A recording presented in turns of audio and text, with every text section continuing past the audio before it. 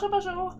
Aujourd'hui, je vais vous parler des types de scrapbooking qui existent parce que il y a beaucoup de gens qui pensent que le scrapbooking, c'est juste de faire des pages avec des photos puis des albums photos. C'est pas ça. Le scrapbooking, c'est beaucoup plus large que ça. Donc, je vais vous expliquer les types de scrapbooking qui existent. Il y en existe plein d'autres, mais du moins, je vais faire le tour des plus populaires. Donc, le premier scrapbooking qui existe, c'est le scrapbooking qui a commencé, bien évidemment, avec les pages. Donc, vite, je vous présente ici 3 pages que j'ai fait. Donc, dans le scrapbooking, les gens qui vont faire des pages, souvent, c'est sur des 12-12, donc un carton 12-12, et on va mettre une photo, puis on va décorer autour de la photo. Les styles les plus populaires au niveau du scrapbooking, il y en a 3. Au niveau des pages, je parle.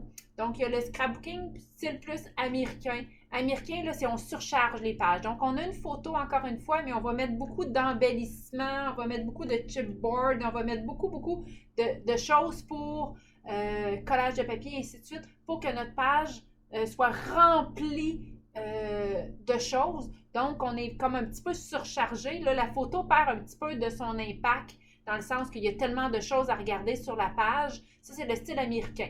On a des styles qui sont européens, style comme ça, peut-être un petit peu plus. Même là, je vous dirais, là, je suis encore trop de choses pour dire que c'est un style européen. Style européen, c'est l'emphase qui est vraiment mise sur une photo, puis un petit peu d'embellissement autour, mais c'est très épuré, le style européen. Moi, je suis comme un petit peu dans mes 3 pages, là, je suis comme entre les deux. Là. Je ne suis pas surchargée style américain, puis je ne suis pas non plus style européen. Moi, j'ai fait un mix entre les deux. Et il y a aussi les pages qui existent qui sont vraiment style héritage ou qu'on appelle shabby. Shabby, en tout cas, tout dépendant là, de notre parler anglais. C'est des pages où on va plutôt travailler une photo, mais qu'on va vieillir. Donc, on va travailler dans des fonds qui sont plus couleur terre, dans des fonds qui sont plus avec des tons bruns, du turquoise, vraiment, là, on va vieillir les photos, on va vraiment travailler avec du noir et blanc, on va travailler avec des choses qui sont plus vintage, on va dire ça comme ça. Fait que ça, c'est pour le premier type de scrap, donc des pages. Donc, il y en a qui vont faire des albums avec plein de pages, soit avec photo ou soit sans photo. Il reste que c'est sur carton 12-12. Après ça, il y a d'autres styles qui existent de scrapbooking, ceux qui vont faire uniquement de la carterie, donc des cartes.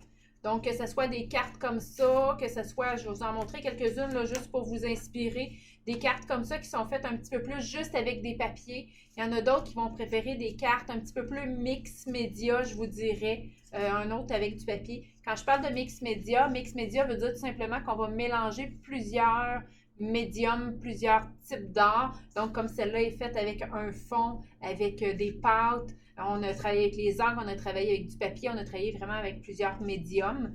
Même chose pour celle-là, même chose pour celle-là. Donc, il y a des gens qui vont faire que des cartes. Donc, c'est vraiment le style carterie. Ça fait partie du scrapbooking aussi. On a d'autres types de personnes qui sont moins, je vous dirais, papier, parce que, tu sais, les pages ou les cartes, on travaille de base avec des papiers.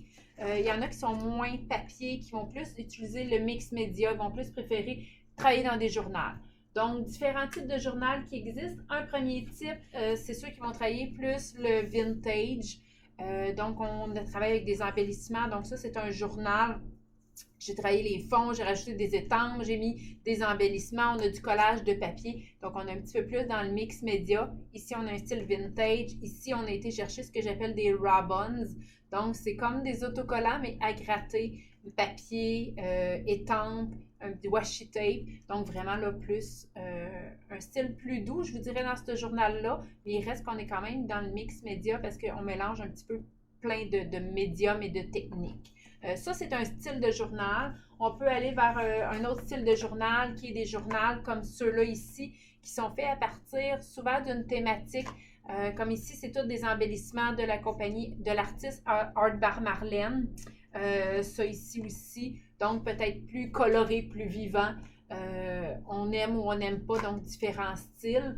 J'ai un autre style un petit peu ici qu'on travaille plus avec, je vous dirais, peinture, on colle, j'ai de la pâte dans le fond, donc un mélange complètement différent, un autre style complètement différent, mais on est encore dans le art journal, donc dans un journal d'art. Un autre journal d'art qui est encore avec une compagnie, donc Là, c'est un style qui est plus avec les produits d'Illusion, encre en spray dans le fond. On a rajouté du pochoir, on a rajouté des embellissements, mais cette fois-ci, au lieu de les acheter toutes faites, on les a découpées et colorées. Donc, un style qui est complètement différent là, dans ces journaux-là. Donc, on peut avoir vraiment beaucoup de journal. Il y a le junk journal aussi qui existe. Donc, le junk journal qui est vraiment le fun, qui est plus du collage, je vous dirais. Donc, on retombe un petit peu dans le papier. Souvent, on y va. Pourquoi on dit junk journal? C'est que souvent, on va y aller avec soit des coupons de train, on peut y aller avec des factures d'épicerie, on peut y aller avec des vieux timbres, on peut y aller avec du vieux papier. On va essayer de récupérer ce qu'on a à la maison. Pour ceux qui disent junk, donc un petit peu de ce qu'on a à la maison pour vraiment venir se créer des journaux. Par contre, le style junk journal, il y en a qui vont tout acheter les choses déjà toutes faites. Donc, ils vont acheter des rubans, ils vont acheter un paquet de choses, de la dentelle ou peu importe, qui sont déjà toutes faites au lieu de récupérer du stock de la maison, donc des choses de la maison. Mais à la base, le junk journal a été créé, a été inventé dans le but de réutiliser ce qu'on avait à la maison. Fait que c'est deux styles complètement différents. Plus papier, plus collage.